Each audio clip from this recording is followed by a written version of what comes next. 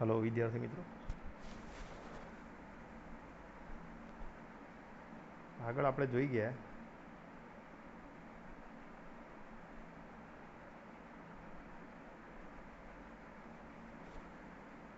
બીટાક્ષય માટે ફર્મીવાદની થિયરી આપણે થોડી બાકી હતી.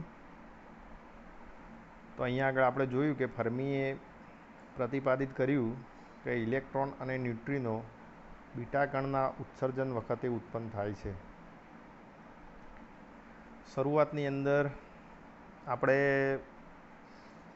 આલ્ફા પાર્ટિકલનું ડીકે જોયું, ત્યારબાદ અહીંયા આગળ બીટા પાર્ટિકલનું ડીકે જોઈએ છે. એ પ્રમાણે આપણે ગેમા પાર્ટિકલનું પણ ડીકે જોઈશું. આ બધી પ્રોસેસ એક જ ન્યુક્લિયસની અંદરથી બધા અલગ અલગ ન્યુક્લિયસનું રૂપાંતર થતું જોવા મળે છે. અહીંયા આગળ જેમ કે આપણે 92 યુરેનિયમ 238 છે, તો એના અંદરથી જ્યારે આપણો આલ્ફા પાર્ટિકલ બહાર આવ્યો ત્યારે એ આલ્ફા પાર્ટિકલ અલગ થયો અને એમાંથી જે બીજો કોઈ ધારો કે જે થોરિયમ ન્યુક્લિયસ બન્યો છે, એ થોરિયમ ન્યુક્લિયસનો જ્યારે આ પ્રકારે એક બ્લાસ્ટ થાય છે ત્યારે બીજા જે પ્રોટોન હોય છે એનો મારો આ થોરિયમ ન્યુક્લિયસ ઉપર કદાચ થાય તો થોરિયમ ન્યુક્લિયસમાંથી પણ છૂટું પડે છે. ત્યાંથી ધારો કે કોઈ બીટા પાર્ટિકલ બહાર આવતો હોય, બીટા પાર્ટિકલમાંથી પણ અલગ અલગ પાર્ટિકલ બહાર આવે છે એની સાથે, જેમ કે ઇલેક્ટ્રોન છે, ન્યુટ્રિનો છે. જેમ જેમ પાર્ટિકલનું ડીકે થતું જશે, જેમ કે યુરેનિયમ ન્યુક્લિયસનું ડીકે થતું જશે, એમ એમ નાના નાના પાર્ટિકલોમાં રૂપાંતર થતું જશે. હવે અહીંયા આગળ બીટા પાર્ટિકલ માટે ફર્મીવાદ શું હતો? તો બીટા પાર્ટિકલ તો છૂટું પડે જ છે, પણ ફર્મીએ એવું જોયું કે આ જે બીટા પાર્ટિકલ છે, જેનું નામ આપણે બીટા પાર્ટિકલ કરીએ છીએ, એ પોતે ઇલેક્ટ્રોન જ છે. એ શું છે? પોતે ઇલેક્ટ્રોન છે અને બીજા એક પાર્ટિકલ ન્યુટ્રિનો આવે છે, એ પ્રતિપાદિત કર્યું. પછી એને ક્વોન્ટમ યંત્રશાસ્ત્રની પર્ટિબિશન થિયરીનો ઉપયોગ કર્યો અને એનો ઉપયોગ કરી પ્રારંભિક સ્થિતિ આઈ અને અંતિમ સ્થિતિ એફ એના હેમિલ્ટોનિયન મેળવી બીટાક્ષય માટે જવાબદાર છે. હવે આના અંદર શું થાય કે ધારો કે આપણે કોઈ પાર્ટિકલ હોય તો એ પાર્ટિકલની આપણે પ્રારંભિક સ્થિતિ શું હતી અને અંતિમ સ્થિતિ શું હતી એનું આપણે એક બોક્સ ટાઈપની આપણે કલ્પના કરીએ.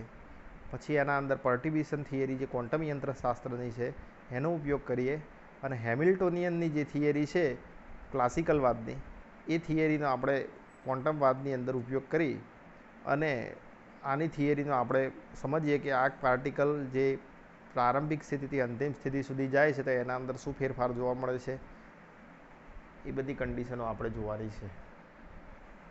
તો અહીંયા આગળ સંક્રમણની સંભાવના પણ આપણને આ થિયરી પ્રમાણે આપી, એનું ઉર્જા, એનું વેગમાન, અવયવની ઘનતા, આ બધી કન્ડિશનો આપણે સિગ્મા ઈની ગણતરી કરવા માટે આપણે કેલ્ક્યુલેશન કરવું છે. બરાબર? તો આપણે આટલે સુધી આવ્યા હતા.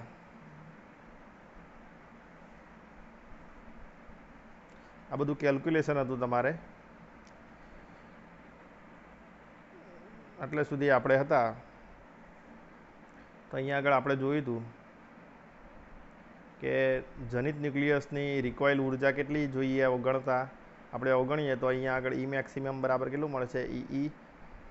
ઈવી જેટલું મળે છે. ઈવી એટલે શું છે? તમારું ન્યુટ્રિનો પાર્ટિકલ. ઈવીનું દળ સ્થિર શૂન્ય હોય છે. ઈવી ઇઝ ઇક્વલ ટુ સીપીવી તમને મળે છે. ઉપરના સમીકરણનું મેક્સિમમ સાથે વિકલન કરીએ તો આનું જો તમે ઈ મેક્સિમમ સાપેક્ષે વિકલન કરશો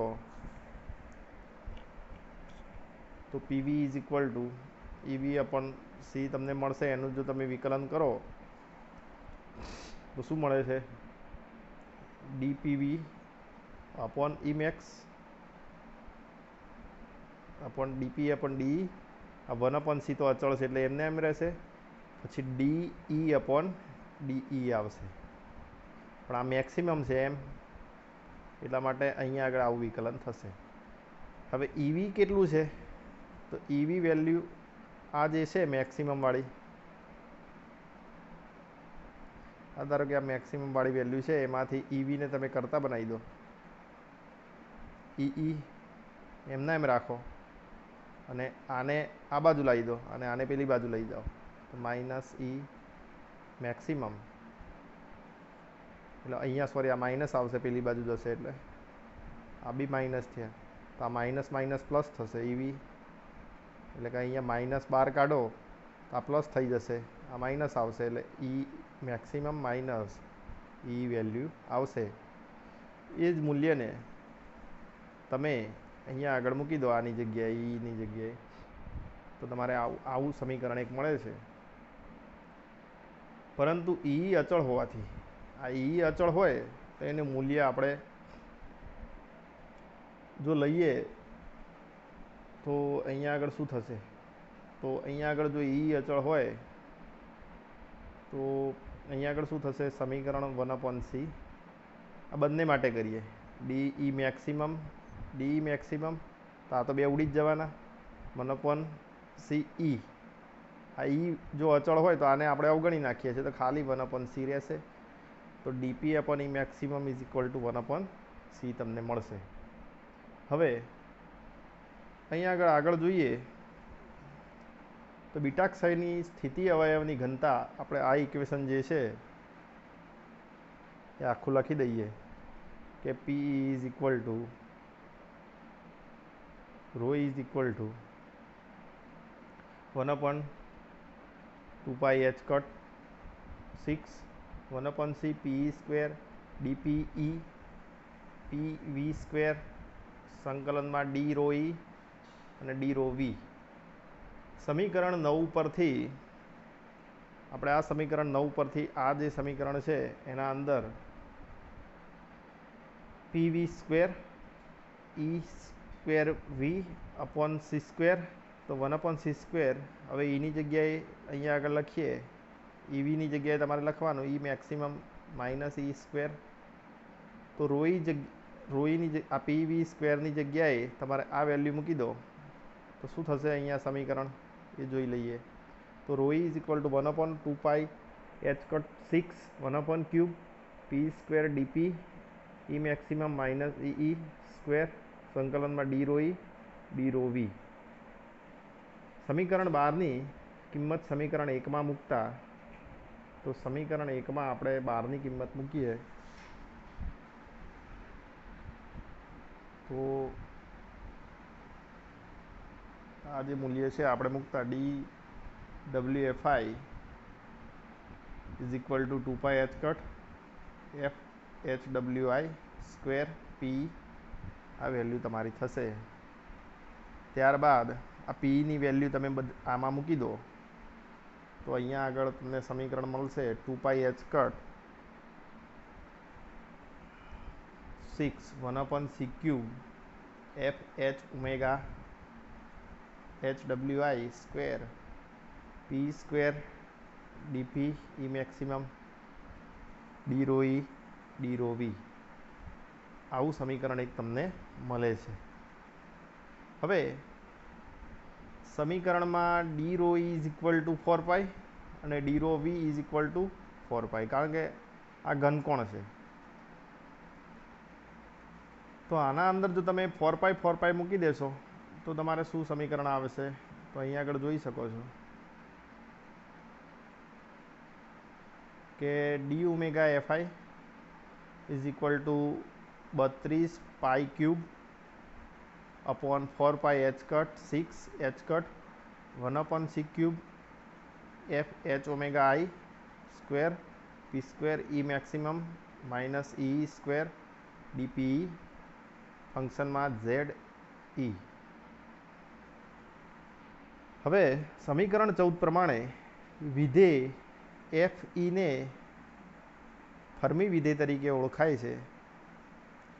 તે ઇલેક્ટ્રોન અથવા પોઝિટ્રોન ઉપર લગાડતા તેની સંજ્ઞા બદલાય છે.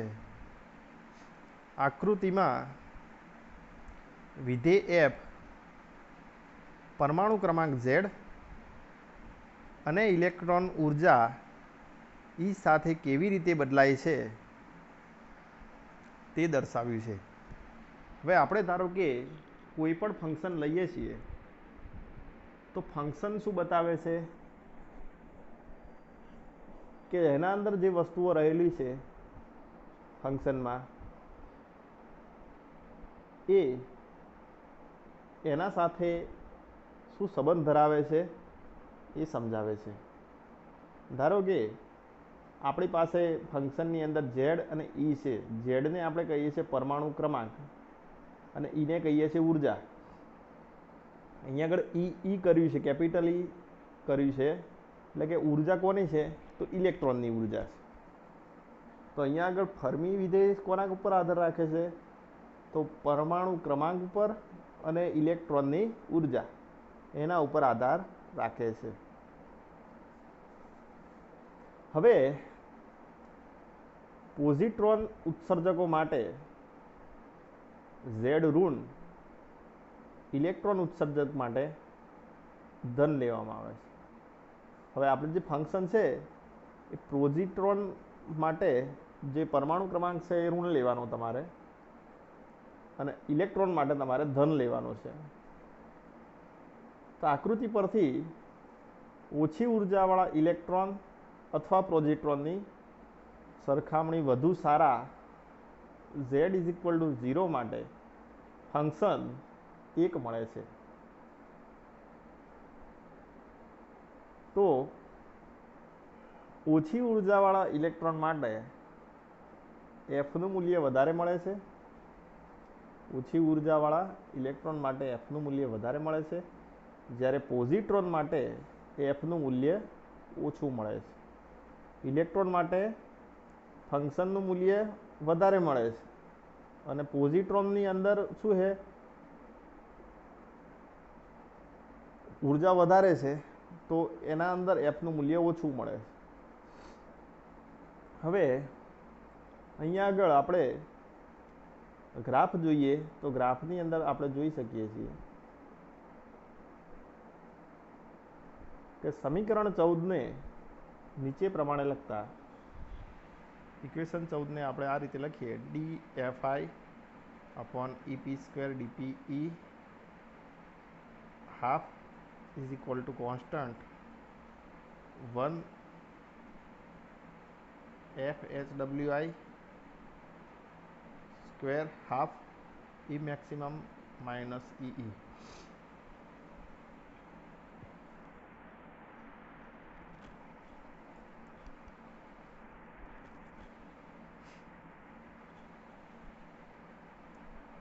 ઉપરના સમીકરણ ડાબી બાજુ પ્રાયોગિક રીતે મેળવી શકાય છે. હવે આ બાજુ આપણે ફંક્શન લીધું ઝેડ અને એનું મૂલ્ય લીધું છે અને આ બાજુ એક્સ એક્સિસ ઉપર e plus m0 c square upon m0 c square આનું મૂલ્ય લીધું છે અને આપણે આ બાજુ આ જે લીધેલું છે એ આપણે ફંક્શન વેલ્યુ છે ઝેડની પરમાણુ ક્રમાંક. હવે અહીંયા આગળ આપણે જોઈએ તો એક્સ એક્સિસ ઉપર તમે આનું મૂલ્ય વધતું જુઓ છો. એ જ પ્રમાણે અહીંયા આગળ ફંક્શનનું મૂલ્ય ધીમે ધીમે અમુકમાં વધે છે, પછી અમુક જગ્યાએ કોન્સ્ટન્ટ થઈ જાય છે, અમુકમાં ઘટતું આવે છે, ઘટ્યા પછી ધીમે ધીમે કોન્સ્ટન્ટ થાય છે. એ પ્રમાણે તમે અહીંયા આગળ જોઈ શકો છો ગ્રાફ પ્રમાણે. ત્યારબાદ સમીકરણ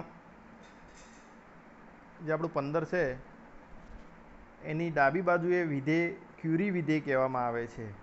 જે આ જે વિધેય છે ડાબી બાજુ એને આપણે ક્યુરી વિધેય તરીકે ઓળખીએ છીએ. તો કે ઇઝ ઇક્વલ ટુ આપણે એને ક્યુરી વિધેય તરીકે આપણે બતાવીએ તો કે is equal two D omega FI upon EP square DP half. આ સમીકરણ 16 મળે છે. તો કે ટેન્સ ટુ ઈનો આલેખ ક્યુરી ગ્રાફ અથવા ફર્મી ગ્રાફ કહેવામાં આવે છે. પ્રાયોગિક રીતે સંક્રમણ દર d⁻φ એ કણની સંખ્યા અને ઉર્જાનો ગાળો વડે દર્શાવાય છે. કે કણની સંખ્યા બાય એની ઉર્જા કેટલી છે એ આપણે જોઈ શકીએ છીએ. એ આપણને આ સમીકરણ બતાવે છે. તો અહીંયા આગળ ક્યુરી ફંક્શન અને ક્યુરી ફંક્શન નીચે એનર્જી આપી છે. તો આ પ્રમાણે તમે અડધા ગ્રાફ જોઈ શકો છો કે ફંક્શનનું મૂલ્ય વધતા ઘટતા પછી એની ઉર્જાની અંદર ઘટાડો થાય છે, ઉર્જાની અંદર વધારો થાય છે, ફંક્શનની અંદર ઘટાડો થાય છે. અહીંયા પણ જુઓ ઉર્જાની અંદર વધારો થાય છે, ફંક્શનની અંદર ઘટાડો થાય છે. હવે ફરીથી આપણે જોઈએ ફંક્શન તમારું જે છે એ ફંક્શન ફરીથી અહીંયા વ્યવસ્થિત આપણે જોઈ લઈએ.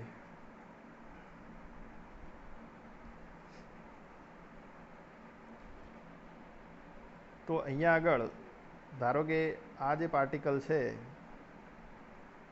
એ પાર્ટિકલમાંથી બીટા ડીકે થાય છે ત્યારે તમને ધારો કે આ ઝેડ પાર્ટિકલ છે એનું બીટા ડીકે થયું તો તમને ઝેડ ડેશ કોઈ વસ્તુ મળે છે, કોઈ ન્યુક્લિયસ, એમાંથી ઇલેક્ટ્રોન છૂટો પડે છે અને એક બાજુ ન્યુટ્રિનો છૂટો પડે છે. જુઓ હવે આની ઉર્જા આપણે લઈએ કે અને આની ઉર્જા લઈએ ઈ. તો અહીંયા આગળ આપણને આ સમીકરણ મળે છે Np=Cp² Q - Ke² ફંક્શનમાં f(z') p mFi² SPQ. હવે એક વસ્તુ સમજીએ કે Np એટલે કે શું છે. તો Np છે તમારે ડિસ્ટ્રીબ્યુશન ઓફ ઇલેક્ટ્રોન એલિમેન્ટ, એટલે કે ઇલેક્ટ્રોનનું જે પાર્ટિકલ જે છે momentum, distribution of electron momentum, એટલે કે જે વેગમાન છે ઇલેક્ટ્રોનનું. આ ધારો કે આ ઇલેક્ટ્રોનનું વેગમાન છે Np એટલે કે ઇલેક્ટ્રોનનું વેગમાન, બરાબર છે. એ કેટલું છે આપણે જોઈએ તો Cp² Q - Ke². તો આ જે વેલ્યુ છે શું છે? Statistical factor. સ્ટેટિસ્ટિકલ એટલે ગાણિતિક. આપણે સ્ટેટિસ્ટિકલ જે કોઈ બી વસ્તુ લઈએ તો એના અંદર આપણે કેલ્ક્યુલેશન કરીએ છીએ. તો કેલ્ક્યુલેશન કઈ રીતે કરીએ છીએ? તો આપણે ક્લાસિકલ કરીએ છીએ કે ક્વોન્ટમ કરીએ છીએ? કે ક્લાસિકલની અંદર કેવું હોય કે તમે ધારો કે જોઈ શકો છો કોઈ પાર્ટિકલ અને એ પાર્ટિકલનું મૂલ્ય તમે જોઈ અને કરી શકો, એ પ્રકારે ક્લાસિકલ કહેવાય છે. અને ક્વોન્ટમની અંદર તમે જોઈ શકતા નથી અને એનું તમારે મૂલ્ય સાબિત કરવાનું છે. તો આ જે પાર્ટિકલ ફેક્ટર છે કયો ફેક્ટર છે સમીકરણમાં? સ્ટેટિસ્ટિકલ ફેક્ટર છે. તો statistical factor derived from the density of final state available to the emitted particle. હવે આ જે તમારો કેલ્ક્યુલેશન છે શેનું છે? તો આ ડેન્સિટી જે પાર્ટિકલ જે છે એ પાર્ટિકલની ઘનતા ક્યારે? જ્યારે એ છેલ્લી અવસ્થામાં હોય, કે જ્યારે પ્રારંભિક સ્થિતિથી અંતિમ સ્થિતિમાં આવી ગયું હોય ત્યારની વાત છે આ. તો પાર્ટિકલ એમિટેડ થઈ ગયેલું હોય એ વખતની વાત છે, એટલે કે ક્ષય થઈ ગયો હોય ત્યારની વાત છે. હવે પી એટલે તો તમારે વેગમાન છે ને. Z' શું છે? તો Z' એ Fermi function to account for the nuclear Coulomb interaction with the emitted particle. આ ફંક્શનની અંદર શું બતાવે છે? પરમાણુ ક્રમાંક મેં તમને વાત કરી. તો આ પરમાણુ ક્રમાંક છે અને કોના ઉપર આધાર રાખે છે? તો પરમાણુ ક્રમાંક અને અહીંયા આગળ જુઓ તમે ફંક્શન અને પરમાણુ ક્રમાંક ઉપર આધાર રાખે છે.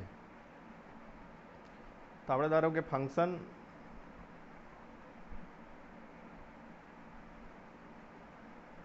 ઉર્જા, તો પાર્ટિકલનું વેગમાન જે ઉર્જા છે એના ઉપર અને એના પાર્ટિકલના ફંક્શન ઉપર આધાર રાખે છે. તો જોઈએ આપણે કે આના પર જે કુલમ એટ્રેક્શન છે એ કેટલું છે વિથ પાર્ટિકલ એમિટેડ પાર્ટિકલ. ધારો કે કોઈ ન્યુક્લિયર હોય તો એનું કુલમ પોટેન્શિયલ બેરિયર આપણે વાત કરી હતી, તો એમાંથી ભેદીને ક્યારે જઈ શકશે? જ્યારે એનાથી ઉર્જા વધારે હશે ત્યારે એ જઈ શકશે. તો એનું એમિટેડ થયા પછી ધ પાર્ટિકલનું એ ફંક્શન છે, ફર્મી ફંક્શન. ત્યારબાદ જુઓ MFI સ્ક્વેર. તો અહીંયા આગળ matrix element for allow to transition giving strength of interaction between initial અને final state. Matrix element for allowed transition given the strength of interaction between. એટલે આની શક્તિ બતાવે છે કે જ્યારે પાર્ટિકલ એટલે પ્રારંભિક સ્ટેટમાંથી અંતિમ સ્ટેટની અંદર જ્યારે ઇન્ટરેક્શન થાય છે ત્યારે એની શક્તિ બતાવેલી છે, એટલે એની સ્ટ્રેન્થ એટલે એની તાકાત બતાવે છે કે કેટલી છે, એટલે એલિમેન્ટ મેટ્રિક્સ એલિમેન્ટ કહેવામાં આવે છે. એવી જ રીતે SPQ, તો એને કહેવાય છે, પીને શું કહેશો કે the shape of factor correct the matrix element of various type of forbidden decay path. તો આને આપણે ફોરબિડન એનર્જી ગેપ કહીએ છીએ કે તો કેટલી ઉર્જા સુધી એ જઈ શકે છે એની વાત કરેલી છે. તો આપણે આગળ જોઈ જ ગયા કે ઇલેક્ટ્રોન કાઇનેટિક એનર્જી અને ઇલેક્ટ્રોન મોમેન્ટમ કેટલી મળે છે. તો બીટા પાર્ટિકલ માટે ગ્રાફની અંદર તમે જોઈ શકો છો. તો વિદ્યાર્થી મિત્રો, આપણે આ ફર્મીવાદની જે આ થિયરી છે, ફર્મીવાદની થિયરીમાં બીટાક્ષય માટે ફર્મીવાદની થિયરીમાં આપણે હેમિલ્ટોનિયનની અંદર આપણે વાત કરી. ત્યારબાદ આપણે બધા પાર્ટિકલના આપણે કેલ્ક્યુલેશન કર્યા પછી બધાના મૂલ્યો આપણે સમજ્યા છીએ કે એના મૂલ્યો કઈ કઈ રીતના આવે છે, બરાબર, એની ઉર્જા શું છે, એ બધા મૂલ્યો આપણે સમજ્યા. તો અહીંયા આગળના લેક્ચરની અંદર આપણે તમે જોજો અહીંયાથી, બરાબર. આગળ આપણે